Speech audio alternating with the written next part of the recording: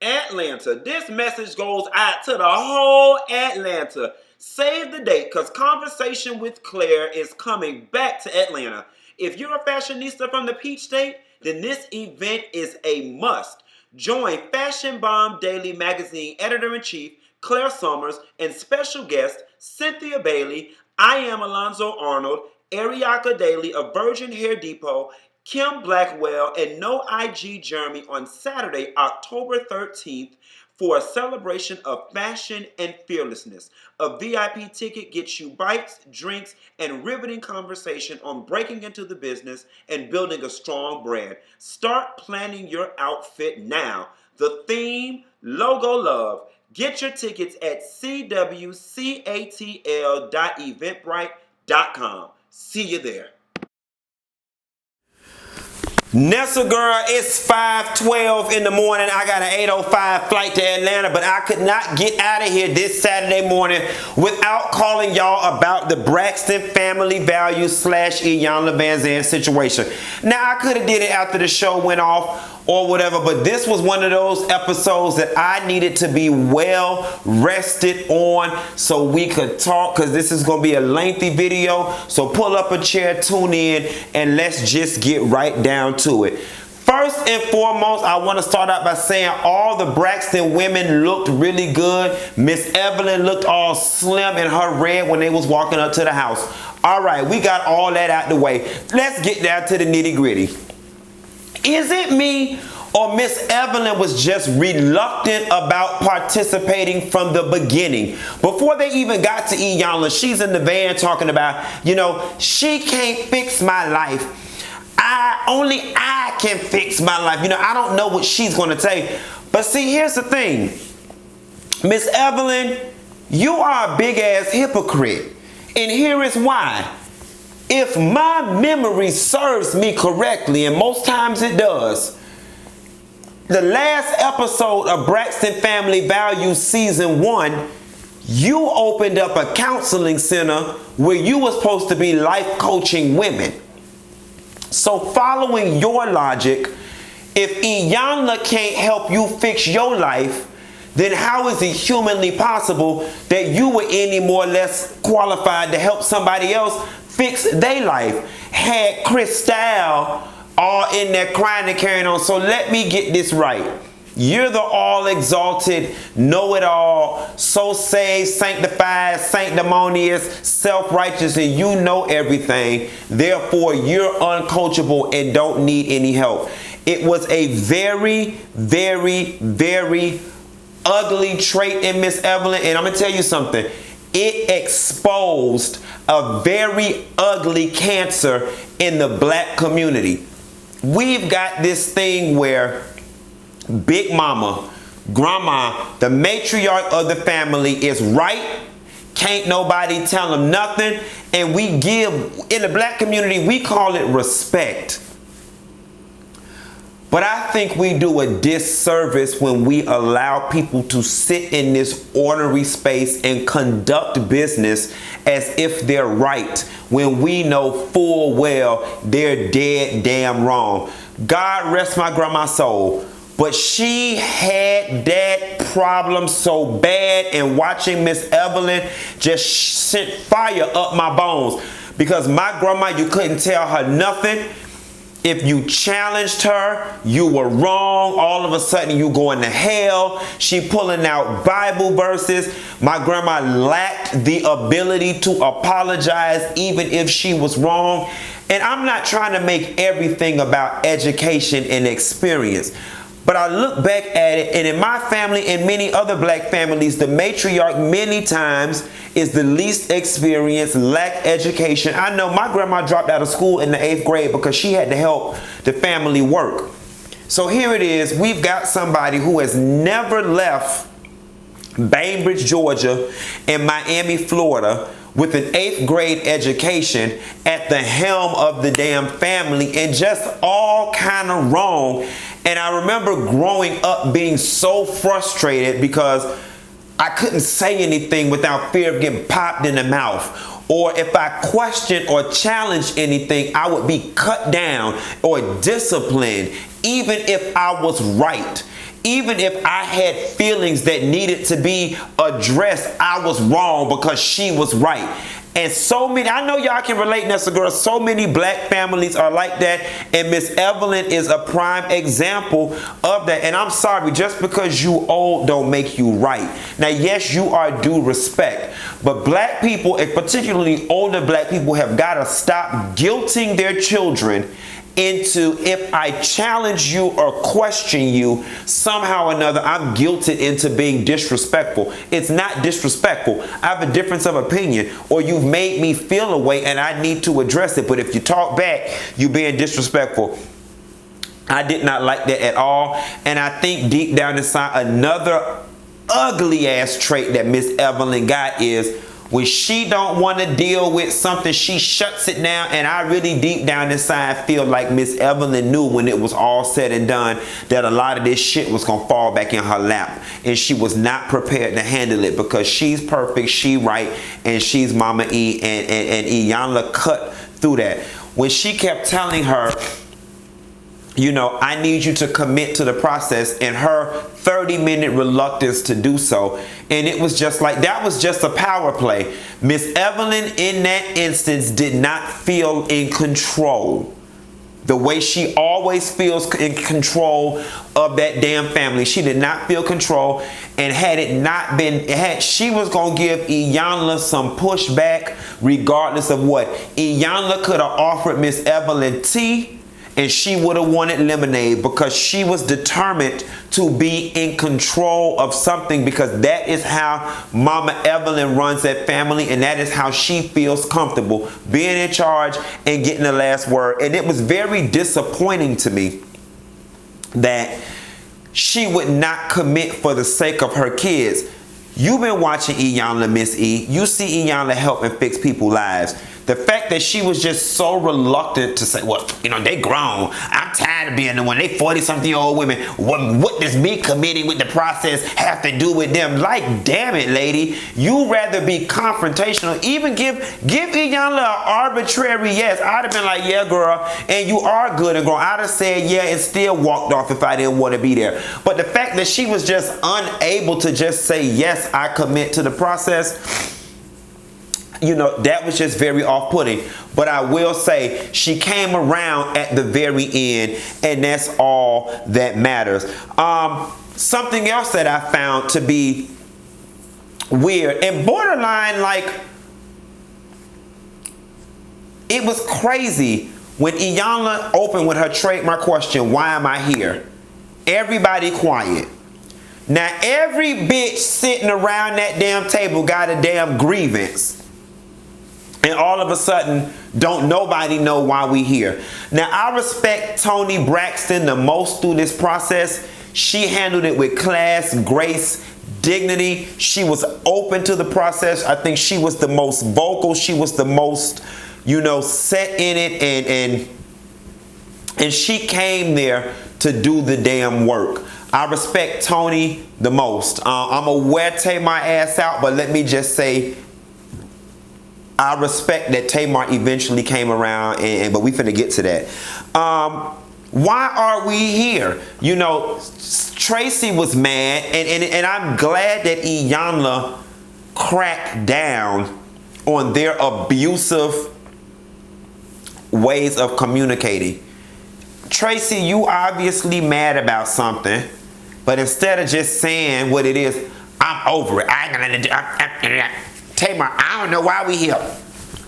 You know, Trina's scared to talk, and Tawanda, you know, being the spokesperson of the family, it was just that breakdown and their, you know, inability to talk to one another. It was a little disappointing, but all families go through that, and Miss Iyanla got down to the bottom of that.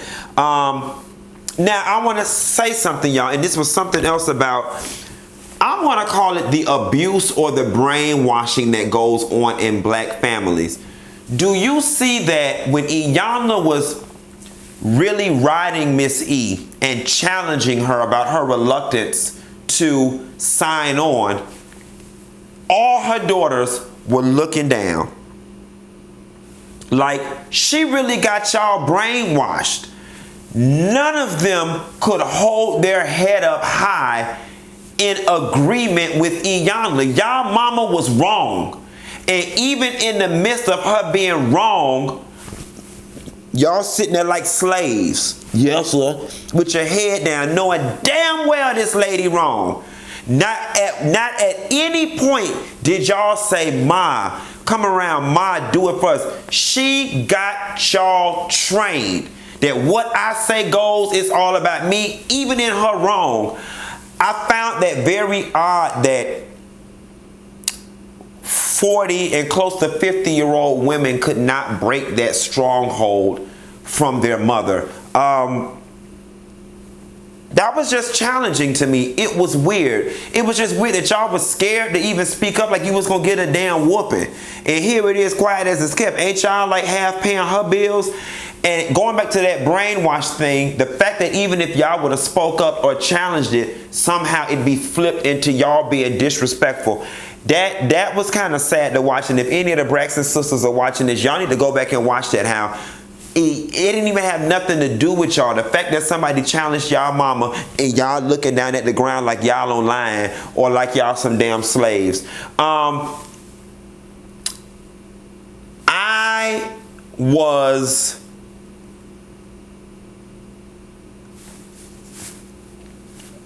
You know how in families you're taught to be nice, nasty, or you're taught not to hurt feelings, so to keep from hurting somebody's feelings, you don't say what it is you really need to say. So Toni Braxton said, you know, I'm really disappointed. What'd she say? I'm really disappointed in Tamar's behavior. You know, how animated she is and all the hand gestures and motions. And then Toni said, you know, I just wrote that off to that's just how she is. Problem number one, that's not just how she is. Your sister act like a faggot, okay? I've watched earlier interviews and stuff of Tamar when y'all was the Braxtons, when she had her original face with her original nose, and she was not like that. Your sister got around a whole bunch of queens at a time when Nene Leakes and people like that don't bust these reality TV doors down, and she adopted this behavior that this is how she has to act. And it's immature. It ain't no that's just the way she is, because I can assure you if Tamar's ass was in court in front of a judge who could throw her ass in jail for contempt, that she could sit still like a fucking adult. I was so disgusted. All of it. When Tracy talking, she just shifted all. I'm like, this bitch got Tourette's? Like, on what planet is this okay and or acceptable? And Tamar don't understand why people don't like her ass. It's that right there. And when Iyanla called it out and said this behavior, like you grown and you can't even sit still in your chair. And I refuse to believe a 40-year-old woman, over 40, close to 40, however it is, Tamar is, that you are not aware enough to know that if somebody is speaking, and although you're quiet, but you shifting and moving and all of this, that it's disrespectful. And that your body language is basically saying what you're not saying out your mouth. Is undermining what this person is saying. Is showing that you're not in agreement and you feel away. Like, I don't understand why it is that Tamar just could not sit still and let Tracy speak or whomever else speak and just wait her turn. I loved when they started writing down the Braxton family values, right? What their values were. And there were some very strong values. I had to take some notes because, you know, Mama E did teach them some very good lessons and their father. But I like at the very end when Iyanla flipped it and been like, well, excuse me, are y'all adhering to these values? You know, then Trina went on to explain that we've got our family values, and then we've each got our individual set of values that sometimes don't, you know, coincide with the family values. And Iyanla basically let it be known that all of it stems from a damn lack of identity, in which I totally agree. I totally agree. Because if you know who you are, then your values don't flip-flop. You know what I'm saying? But again, that's also too that spell Miss Evelyn got them under, that they cannot be individuals when they're part of the family. They can be individuals over here, but they must act like this over here. That's what I got from it anyway. I learned a valuable lesson on day 2 with Iyanla as it relates to treating people how to treat you. When Tamar showed up X amount of hours late to the thing, and Iyanla said, I'm out. I'm going home. Like, you don't get to disrespect my time and then think that the show is just going to go on. And Iyanla was absolutely right. And I've adopted that in my own family, because I got some family members that are super duper late. They show up an hour late, 2 hours late. And you know, but I've been put that in practice. I got this thing now. If I'm supposed to meet you at a restaurant, I give you 10 or 15 minutes. And at the end of 15 minutes, I just get up and leave. No call, no nothing. And then when you call and be like, girl, where you at? Bitch, on 95? Headed back home. I'm finna go by Taco Bell and get me 3 crunchy taco supremes or whatever, and we'll just try this again next time. And I can assure you the next time the person will be on time. You've got to treat people how to treat you. And Iyanla was absolutely right. What I'm not understanding is why Tamar could not see that. But she and Toni alike are so used to people stopping what they've got going on to accommodate them. And I love that Trina and Tawanda came to the realization that we've allowed this behavior. Granted, whatever business we got, it may not be singing a Grammy Award winning song. It may not be a concert. It may not be a flight to Amsterdam for a concert, but it's still business and it's still important to me. And just like your business is important to you, your business should not trump my time and my business either. What I got to do is important, and what you got to do got to be important. It may not be important to you, but it's important to me. And I love that Trina and Tawanda were able to put visuals to the fact that they're the two that are always there to pick up the pieces and keep things together, and have put their business on the back burner for Toni and Tamar. And you got to think about it. That weighs on a person's self-esteem over the years. That, you know what I'm saying, that there's this unspoken rule that whatever these two got to do is more important than what it is we've got going on. And I'm glad they called it and said no more, that they're not doing that no more. Good for them.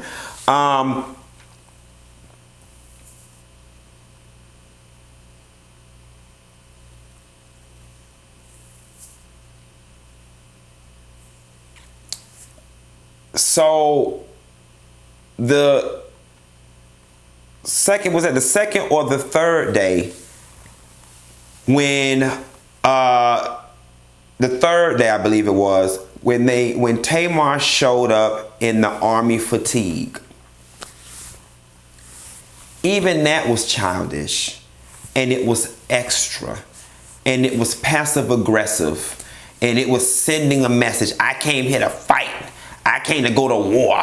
It just extra as hell. And you know, I'm finna jump forward for a moment, but Iyanla really tapped on something with Tamar in terms of, and it helped me understand her more and actually have a little more sympathy and empathy for her.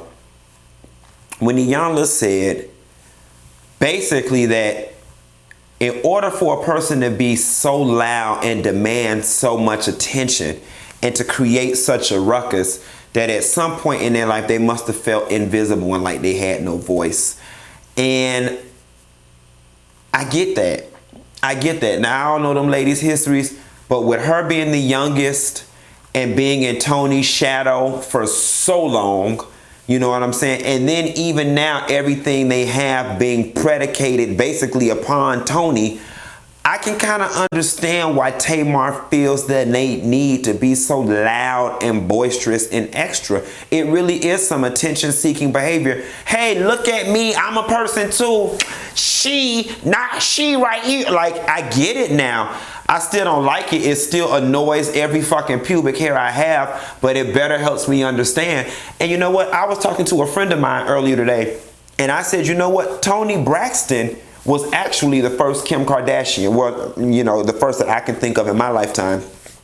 In terms of, she the one who put the whole family on. Like Braxton belongs to Toni. The brand, ultimately the umbrella brand, is Toni Braxton. Same thing with Kim Kardashian. Don't get me wrong, her daddy was the shit, Rob Kardashian, in the legal world. He had a little celebrity, you know, a little yang round, Brentwood or whatever. But you think of the Kardashians, everything they are now, and that's Kim. Kim did that. So Toni was the predecessor to the Kim Kardashian, and how you put the whole family on with the name. So Tracy starts talking, and then Tamar starts shifting in the chair, and Iyanla calls her on it. That behavior. Then Tamar gets all wild and out of control. You're not going to keep name calling. You're not name calling. She's not name calling. You keep labeling and name calling. I feel singled out. Well, Tamar, I feel singled out and disrespected. Why would you feel singled out, Tamar? You were 3 hours late yesterday. You alienated your own self. Everyone else was there waiting on you. What do you mean? And see, that's the other thing I don't understand about Tamar, and I think it's some abusive behavior that they've allowed to go on. She gets to create a circumstance, and then she bitches so loud about it that everybody else just bows out to keep from hearing her mouth. And she's now confused their wanting peace in their lives as power and authority and respect. And that's not what it is. But over the years, I can tell they have positively reinforced that behavior. If she screamed loud enough, they back off and leave her alone, or they let her run amok because they don't want to deal with the chaos that is going to ensue. And I'm hoping that they saw, like when Iyanla got up and left, or whatever, that's what they've got to start doing with Tamar, not allowing that behavior. But what really set Tamar off after, you know, she went through that verbal back and forth with Iyanla, when Iyanla was like, your behavior, look at your behavior, it's abusive, it's disrespectful, it's disruptive. Finally, Iyanla got tired of talking to her or whatever, and she looked at Miss Evelyn, and she asked the question that all of us have been wanting to know. What happened to her? And why is it that no one can correct her? You know what I'm saying? And you can tell when Iyanla was going back and forth with Tamar, everybody in that family was feeling vindicated, even that mama. Even that mama tired of her ass.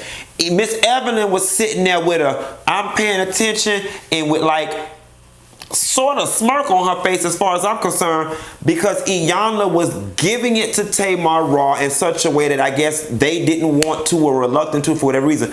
But it really set Tamar ass off when she looked at Miss Evelyn and said, who in here can correct her?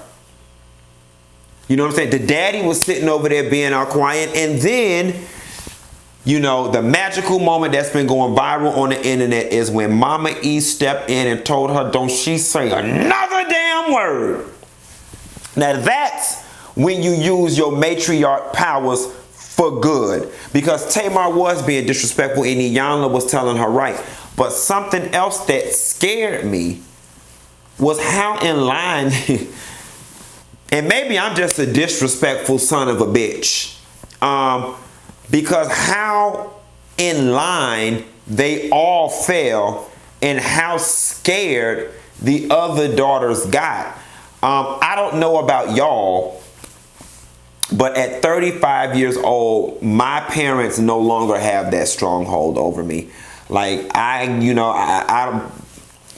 some people may say I'm going to hell for it, but there's been situations where I've gotten into it with my dad and I told him to kiss my damn ass, and if he don't like it, he could lick it with it, okay? And same for my mama. Like, at this point, we are adults. You gonna say your piece, I'm gonna say mine. We gonna let the cards fall where they fall. My parents no longer have that control over me. They tell me to be quiet, then I'm going to be quiet. Now, some people do. I got a lot of friends that do, and then they call me bitching about, you know, oh, my mama made me so sick because she said this. And I was like, well, what did you say back to her? And they be like, nothing. And I've never been able to relate to that. Maybe because I had such a tumultuous growing up, teenage-wise, with my parents, that when I finally got grown and was able to give it back to their asses, it was the most liberating experience on earth. And I don't handle it. Like my parents, I can tell you now, my father, my mother, people in my family, they don't come to me from that authoritarian place. They come correct. Because they know that I'm not anybody's child and I'm going to give it back to their ass. So I said that to say this. Had I been Tamar and I felt that my behavior was correct, there was nothing Miss Evelyn would have been able to do to stop me, because I'm grown just like you grown. I'm through being raised. Nevertheless, different strokes for different folks, and some people have different pecking orders in their family, and I respect it, but that shit just wouldn't have worked for me. After Mama E got Tamar to shut the fuck up, Iyanla got down to the bottom of some issues, and I never thought about it that way, because you always think it's a house full of people, so it was a house full of love, and everybody felt comforted, but I do think Tamar got some abandonment issues. You know, Iyanla was like, have you guys ever considered you left her alone? And then you can tell Tamar is upset with their daddy. You know, she's like, the daddy was like, well, I had to work a lot. You were never there. You left at 6 o'clock in the morning and you came home at 12 o'clock at night. You were never there. Like, I was like, wow, her tone was really pointed, and you can tell there are some issues there. But again, I think that they were raised, as many black people are, with this whole church shit, that you can't challenge your parents. You can't have any negative feelings towards your parents. And if you do, you damn sure can't express it. So here it is, you walking around with all this unresolved bitterness and hate inside and anger in your heart that needs a way to come out, and you take it out where you can with your damn siblings. The solo interviews were very eye-opening, because when Iyanla was talking with Trina and Tawanda about the WeTV contract and Tracy deciding to stay and them not wanting to and them now not talking to her, Iyanla raised a very valid point. Why is Toni able to deviate from the plans? Tamar's able to deviate from the plans, but there's a different standard for Tracy. Let's face it, Tracy is the Braxton's red-headed stepchild. She's the bastard child. And I think that there really is some unresolved issues with that whole them being signed, her not being signed, that's matriculated through their adult life. Like, listen, y'all talking about why Tracy went to work. It's obvious why she went to work. Number one, she need the money. Number two, y'all got to experience fame and the business for several decades now, while she was somewhere in the Raptors with a baby and a husband, living a regular ass life, wishing it was her all that damn time. That is a deep wound and scar that woman has had to carry even now. Even part of this show, she's still in last place as it relates to the sisters. Toni is famous. Tamar is rich and famous. Trina got a business, and Gabe got plenty money. Trina getting good child support. Tawanda straight because she worked so closely with Toni. This is all Tracy got. This is the opportunity she never had when y'all went and signed. How don't y'all understand and talking about why she went to work? Bitch, number one, she need the money. And number two, this is her getting what y'all have gotten for the last 20-something plus years. I'm not understanding why y'all didn't see it, and y'all were so selfish thinking about your own pockets, your own personal interests, that you never stopped for hers. And once again, she has to acquiesce to the group and not have her own thoughts or opinions matter or count, because she's Tracy, the one that never should have made it, never did made it, and is here riding on our coattails. Like, I'm glad that Iyanla was able to turn that glove inside out and shine some light onto how she needs to be treated fairly. Iyanla meets with Miss E and the daddy. And when Iyanla asked her, do she still love him? Nope. You know, and he was like, damn. He's like, you know what? I still love her or whatever. And Miss E was just not kind with it at all. And the thing about it is, That mama is bitter and hurt. You can tell Miss E is bitter and hurt. Excuse me, y'all. Mama is bitter, hurt, and she took that bitterness and that hurt out, and it is passed down to her kids. No, I don't love him. As if for her to say, you know, yeah, I still love him, or parts of him. It's her being defeated somehow. I don't know. You know, Miss E, I love Miss Evelyn. I really do. But she is the living manifestation of so much that is wrong in the black community. And I don't mean to talk about anybody's mother in a negative way. And I'm not coming down on Miss E, but I just see so much of my mother in Miss Evelyn. I see so much of older women in my family in Miss Evelyn, and it's just not healthy. I don't give a damn how many scriptures you have behind, how many solos in church you sing, how many wigs Toni buy you, and how much makeup you put on it. It just don't make. Nessa girl, the video had them cut off. I was talking so much, child. Let me get through this. I don't know where it cut off. I'm just gonna go a couple things up. Miss E confesses for putting the girls in the middle of the marriage. Then Toni, the middle of the divorce. Then Toni comes through with a very shocking revelation that I want to talk about and address. Toni was like, I don't like my family. And she said, I love them, but I don't like them. And she was like, and had they not been my family, we wouldn't be friends.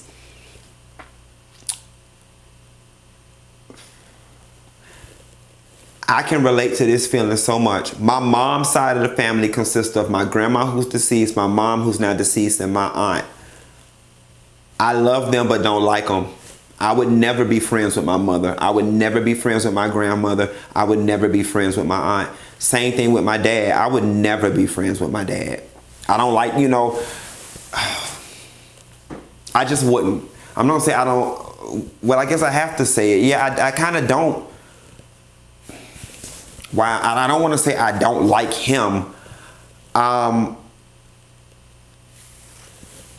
His personality traits. Like if we were in school together, and it's not a bad thing, but if we were in school together, he and I would not be friends. We would not sit at the same table. We don't think alike. We don't process information the same.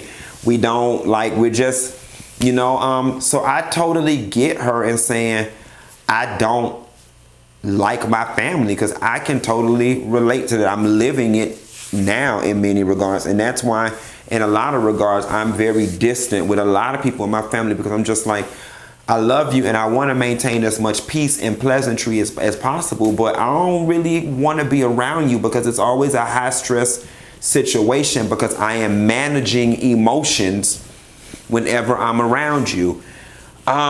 Tracy comes through and says, she confesses to being selfish, this and the third. I don't know. For me, I feel like Tracy didn't dig deep enough. And I feel like she just said that because that appeases them as it relates to her staying on and doing the contract. I don't think what Tracy did was selfish. I think what Tracy did was survival. And I think Tracy, I don't think she did anything wrong. And then the moment we've all been waiting for, Tamar Braxton. Now, I've seen a lot of people on social media saying she deserves an Oscar, or she was crying and wasn't no tears coming out of her eyes. Maybe her eyes are fake, like her, or whatever. But for all the years that I've gone in on Tamar, I never thought in a million years that anybody on the earth could make me cry. It would be Tamar Braxton. Tamar made me cry. I was in here boo-hooing right along with her. And I'm actually very proud of Tamar. That right there, what we saw on TV with Tamar crying, that was a real person. I connected with her. That wasn't that character. That wasn't her putting on. That wasn't all that faggotry and that pageantry and that bullshit that I wish her, the Married to Medicine girls, I wish all of them would stop it already with all of that. It's late. And it's just like, I don't, faggots don't even act like that in the back room of the goddamn gay club. Like, it's just way too much. But in that moment, she was real, and I just think the burden of carrying the character Tamar became too much. And that girl was like, I gotta let some of this shit out. And I love the fact that, you know, Tamar, when she called out everything about herself. She's like, I've been self-absorbed, obnoxious. I think she said selfish. And I respect how she went one by one and apologized to them specifically, which indicates to me that you were fully aware of your behavior and what you were doing to each and every one of them. Now, you may have been doing it for a reason, so you feel, a justifiable reason, but the fact that you were able to customize your apologies individually says to me, you know exactly what the fuck you was doing. And the one that touched me the most, when she got to Tracy, she could not even fucking hold it together. Because I think she felt bad for how bad she's treated Tracy. And she begged for forgiveness, and she deserves it. And I love how Tracy said, your slate is clean with me. And sometimes, y'all, for healing, and I have been there. I've been there in particular with my father. It ain't even about getting no apology or no explanation. Just acknowledge the fact that the shit happened, that I'm not crazy, and that you did it. And you know, when somebody comes at you as real and as raw as Tamar did with her sisters, you cannot be upset with them. Tracy looked that woman in the mouth and said, the slate is clean from him.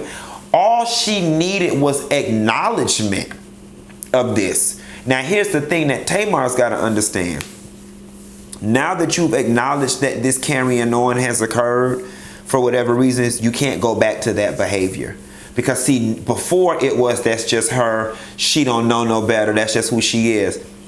You acknowledging it signals you now know better, and you cannot revert back to that behavior.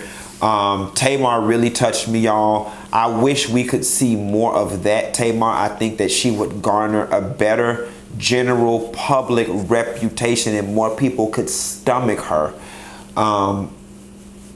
if she continued to show people that. And I think that too, you know, for Tamar, when you were cutting up and going back and forth with Iyanla, you got to ask yourself, when you look at this Tamar, why were you the only person in the room? It was like 10 of y'all, 6 of y'all, 9 of y'all. Why were you the only person in the room who had the time that you had? That's unique to you. That's unique to you. If 7 people over here and you over here, then that's you. Whatever. And I hope that Tamar does the soul searching that she needs to become whole and not have to continue to rely on that character that she's created to exist in this world. Y'all, this was a really good episode, a very good season finale of Braxton Family Values. With the work walkout and everything they did as best they could to salvage this season. They had Phaedra and all them other people on there. I didn't even watch none of that. I guess they cut the season short. I don't know. But Braxton Family Values was really good. Once again, Iyanla helped change my life and the life of others through this episode. And y'all, yeah, I know this is lengthy. This thing got to be about 30, 40 minutes. Anyway, that's the girl. Let me get in here and pack, because I got to host the red carpet down to the gentleman's ball later on tonight. And I'll call you later, girl. Bye.